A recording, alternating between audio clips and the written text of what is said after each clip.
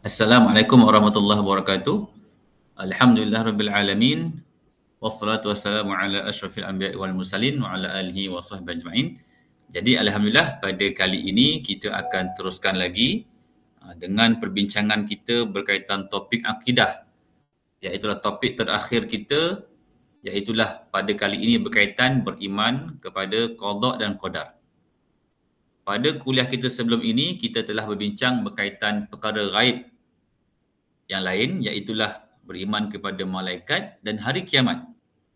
Saya harapkan semua pelajar masih lagi ingat tentang malaikat, tugas-tugasnya, hikmah beriman dengan malaikat. Kemudian tentang hari kiamat, kita berbincang apakah itu hari kiamat, nama-nama lain bagi hari kiamat, apakah tanda-tanda bagi hari kiamat, tanda kecil, tanda besar, serta berhikmah kepada hari kiamat dan sebagainya. Maka untuk kali ini kita berbincang tajuk terakhir, iaitulah berkaitan beriman kepada qada dan qadar. Okay, apakah itu qada dan qadar? Mungkin antara kita biasa dengar perkataan ini. Mungkin ada yang menganggap qada dan qadar adalah perkataan yang sama ertinya. Tetapi jika kita lihat pada nota ini, kita fahami dia, kita akan mendapati qada itu bermaksud lain, qadar itu bermaksud yang lain juga. Okay, lihat di sini, qadar ataupun orang Melayu kata kadar, itu diertikan ketentuan Allah terhadap makhluknya. Maksudnya, Allah SWT menentukan segala ketentuan terhadap makhluknya. Sebagai contoh, kita sebagai manusia ni, Allah dah tentukan segala-galanya. Kita ini lelaki ke, kita ini perempuan, kita ini dilahirkan di mana, berwarna apa, takdir kita, jodoh kita, rezeki kita, kejayaan kita dan sebagainya. Maka semua ketentuan itu namanya di bawah qadar Allah SWT. Okay, qada pula kita boleh fahami pelaksanaan Allah SWT terhadap ketentuan makhluknya ataupun pelaksanaan ketentuan Allah terhadap makhluknya di sini. Bermaksud apa yang Allah laksanakan kepada semua makhluknya yang diciptakannya itu mengikut ketentuan, maka itu namanya qada. Qada itulah kata kuncinya, qada adalah pelaksanaan dan qadar adalah ketentuan.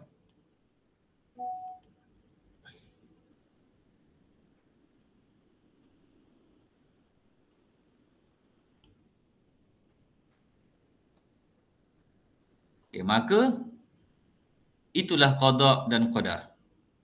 Okey, kemudian apabila kita menyebut tentang qadar dan qada atau qada dan qadar itu, kita boleh katakan juga sebagai takdir.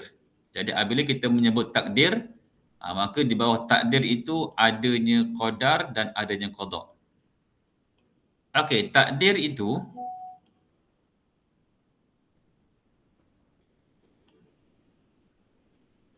ada yang namanya mu'allaq dan ada namanya yang mubram. Takdir mu'allaq itu berasal daripada alaqah, iaitulah gantung ataupun tergantung ataupun bergantung.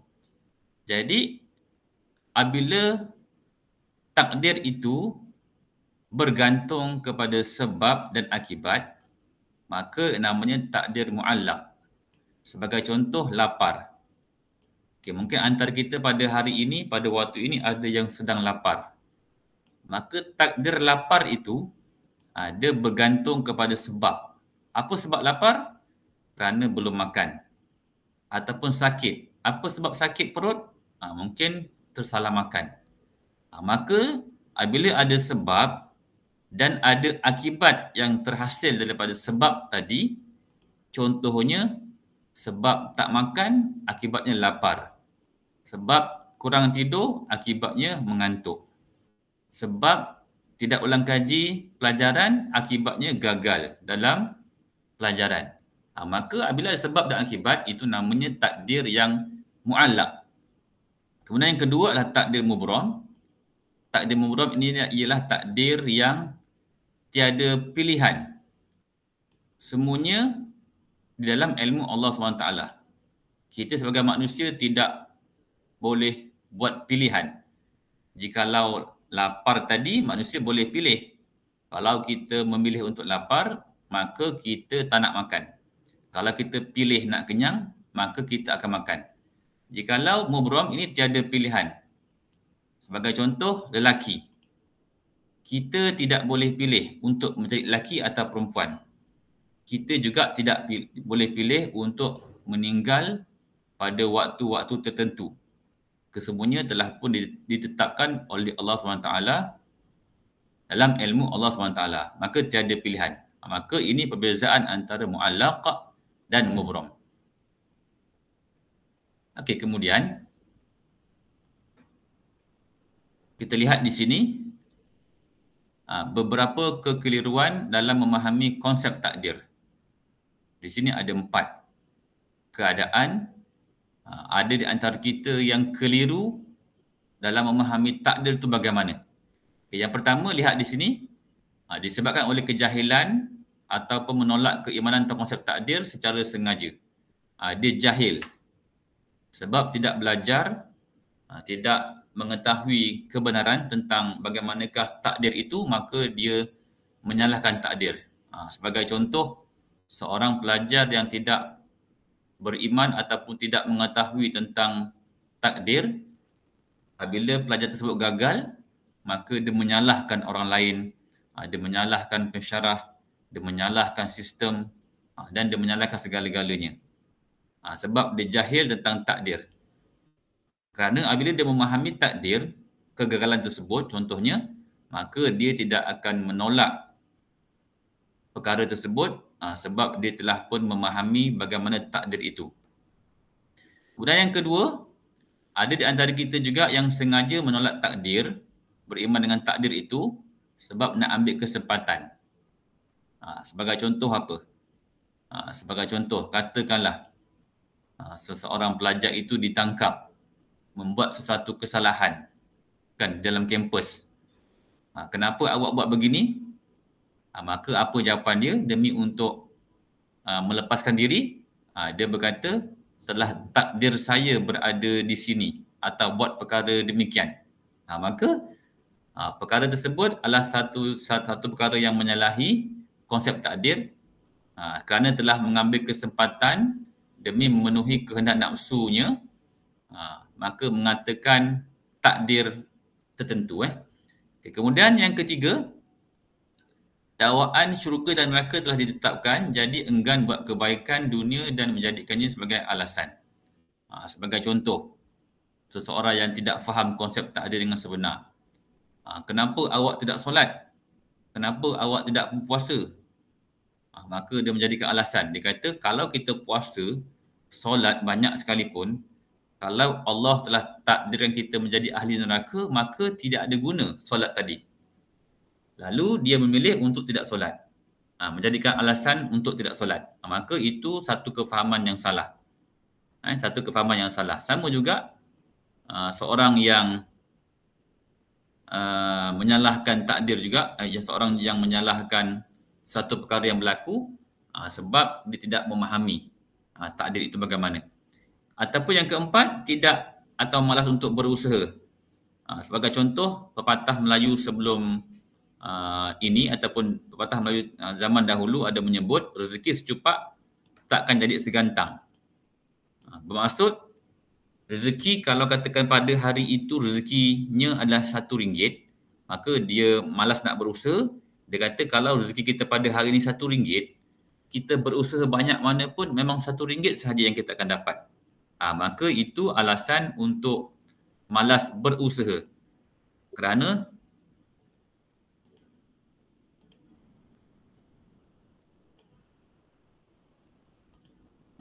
kita sebagai manusia, kita tidak mengetahui bagaimanakah keadaan rezeki kita pada waktu itu, pada hari itu. Jikalau kita kekalkan kita punya usaha, kita akan mendapat lebih.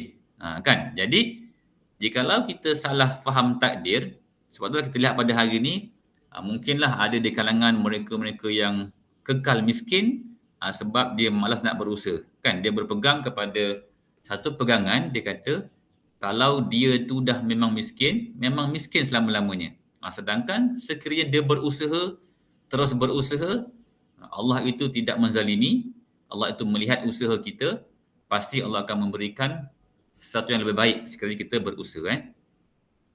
Okey, kemudian bagaimanakah sikap kita dalam berhadapan dengan takdir? Kita lihat di sini, kita kena terima dan redha terhadap apa yang telah ditakdirkan oleh Allah SWT. Kerana Allah itu maha adil dan tidak mungkin buat kezaliman terhadap makhluknya. Jadi jikalau berlaku sebarang musibah, sebarang perkara yang tidak kita sukai dalam kehidupan kita, maka kita kena terima dan redha. Sebab Allah itu maha adil. Bermaksud Allah itu tidak menzalimi. Allah itu pasti ada hikmah di sebalik yang berlaku. Kemudian yang kedua, kita kena bersabar kalau Allah takdirkan yang buruk. Sekiranya kita gagal dalam peperiksaan, maka kita kena bersabar. Ataupun kita ditimpa musibah tertentu, kita kena bersabar. Kerana segala-galanya itu ujian dalam hidup kita. Dan ujian itulah menguji keimanan kita kan. Jadi jikalau kita bersabar, maka pasti ada kebaikan untuk diri kita. Kemudian yang ketiga, apabila Allah kurniakan nikmat-nikmat, sesuatu yang kita sukai, maka kita kena bersyukur. Maka itulah cara yang terbaik dalam kita berhadapan dengan takdir menerima sesuatu nikmat. Kena bersyukur dengan cara yang betul. Kemudian kena sentiasa berusaha, berwaspada. Jangan kita tunggu takdir. Sebagai contoh kita nak berjaya, kan? Sebagai contoh pelajar yang hendak berjaya. Maka bagaimanakah yang perlu dilakukan untuk mencapai kejayaan tersebut? Maka pelajar tadi kena sentiasa berusaha dan terus menerus berusaha untuk mencapai apa yang telah dihajatkan. Kemudian seterusnya kena berdoa, minta Allah selamat kita dari dunia dan di akhirat, kekal berdoa sepanjang masa selepas solat dan sebagainya dan seterusnya. Kemudian selepas berusaha, kita kena bertawakal. Apa itu tawakal? Tawakal ini ialah kita menyerahkan semua urusan kita kepada Allah SWT. Setelah kita berusaha, setelah kita berdoa, maka akhir sekali kita serahkan sahajalah kepada Allah SWT. Allah lah yang menilai. Adakah usaha kita tadi, doa kita tadi, Allah dengar, Allah nak makbulkan, maka semuanya bergantung kepada Allah SWT. Tapi kita kena yakini dan penuh pengharapan Allah itu maha adil dan akan melaksanakan segala-galanya dengan keadilan Allah SWT. Okey, apakah hikmah beriman dengan qada qadar? Seseorang yang beriman dengan qada qadar yang sebenar, maka kita akan lihat kehidupan dia ialah kehidupan yang bahagia. Kita tengok contoh bagaimana orang miskin, orang sakit di hospital yang beriman dengan takdir, fikir kebaikan, hikmah yang ada, maka kita akan lihat kehidupan mereka itu sentiasa bahagia. Tidak menyalahkan orang lain, tidak berputus asa dalam kehidupan, sebab dia yakin segala-galanya Allah dah tetapkan dan Allah itu tidak menzalimi, bahkan ada sesuatu yang baik yang Allah telah tetapkan dengan sebab ujian Allah kepada kita. Kemudian yang kedua ini mengelakkan berlakunya putus asa. Jikalau seorang pelajar yang beriman dengan takdir, jikalau dia itu gagal pada semester pertama, maka dia tidak akan cepat putus asa. Dia akan terus berusaha kerana dia yakin mungkin itu hanyalah ujian sementara, Allah nak dia berusaha lebih lagi, dia bersangka baik, akhirnya dia mencapai kejayaan setelah dia berusaha. Jikalau baru kali pertama diuji dengan kegagalan, lalu dia putus asa, maka pastinya akan bawa kepada tindakan-tindakan yang berbahayalah seperti bunuh diri dan sebagainya. Maka dengan itu, kita kena terus belajar dan beriman dengan takdir ini supaya kita tidak menjadi orang yang cepat putus asa. Dan seterusnya akan melahirkan kehidupan yang lebih berjaya. Seseorang yang yakin Allah itu tidak menzalimi dirinya, Allah itu maha mengetahui, Allah itu maha adil, Allah itu maha berkuasa, maka jikalau kita telah gagal sekali, kita kekalkan bersangka baik kepada Allah SWT supaya kita lebih berjaya pada masa akan datang. Maka itulah antara hikmah beriman kepada qada dan qadar. Okay, bawah tajuk takdir ini ada yang disebut ibtila. Atau dalam bahasa Melayu disebut ujian Allah SWT. Kerana dalam kehidupan kita sebagai manusia ni, kita tidak sunyi daripada diuji oleh Allah SWT. Sebagai contoh, ujian kegagalan, ujian kesakitan, ujian. Dan pelbagai bentuk ujian lah. Dan ujian itu sebenarnya bukan hanya dalam bentuk sesuatu yang tidak kita sukai. Bahkan ujian itu juga dalam bentuk yang kita sukai. Kita dikurniakan kecantikan, itu juga ujian. Kita dikurniakan kekayaan, juga merupakan satu ujian. Kita dikurniakan kejayaan, juga itu pun ujian. Maka semuanya adalah ujian. Sama ada ujian yang baik ataupun yang tak baik. Dan al-ibtila itu, ujian itu sebenarnya Allah telah tentukan dan tetapkan kepada manusia sejak zaman ataupun sejak terciptanya Nabi Adam AS lagi. Sehinggalah berlakunya hari kehancuran alam ataupun hari kiamat. Apa tujuan hikmah di sebalik ujian itu? Hikmahnya ialah Allah nak mengajar kita sebagai manusia supaya kena jelas apakah matlamat utama dalam kehidupan kita di dunia ini. Iaitulah untuk mencari kerajaan Allah SWT berbanding kita pentingkan hal-hal keduniaan. Maka ujian itu tadi mengujilah. Menguji. Jikalau kita ada iman yang benar, maka kita akan kekal dalam jalan yang benar untuk mendapatkan redha Allah SWT berbanding kita kejar dunia semata-mata. Ke dalam ayat Al-Quran ini Allah ada berfirman, "Qul a'udzubillahi minasyaitonir rajim," katakanlah wahai Muhammad, "Qul la yusibana," sesekali tidak akan menimpa kita illa kecuali ma kataballahu lana, kecuali apa yang telah Allah tetapkan untuk kita. Huwa maulana, dialah pembantu kita, penolong kita, pelindung kita, wa 'alallah, dan kepada Allah lah falyatawakkalul mu'minun, orang-orang beriman bertawakal atau menyerahkan urusan. Jadi kat sini Allah ada tekankan di sini, Allah kata tidak ada sebarang musibah pun yang menimpa kita ini kecuali apa yang telah Allah tetapkan. Maka kita kena yakin semua yang berlaku itu menurut perintah Allah Subhanahu Wa Taala. Okey, contoh ujian. Ujian tadi kita dah faham segala-galanya adalah ujian. Antara bentuk ujian ialah perintah dan larangan oleh Allah SWT.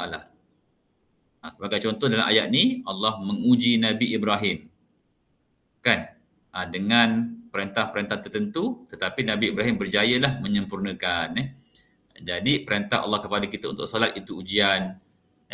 Larangan Allah untuk kita tidak mencuri, tidak minum arak pun sebagai ujian. Maka semuanya itu adalah ujian dalam bentuk perintah dan larangan. Kemudian ujian juga dalam bentuk kesenangan. Jikalau kita diuji dengan kesenangan tertentu seperti kecantikan, kejayaan, kekayaan, maka itu juga adalah ujian.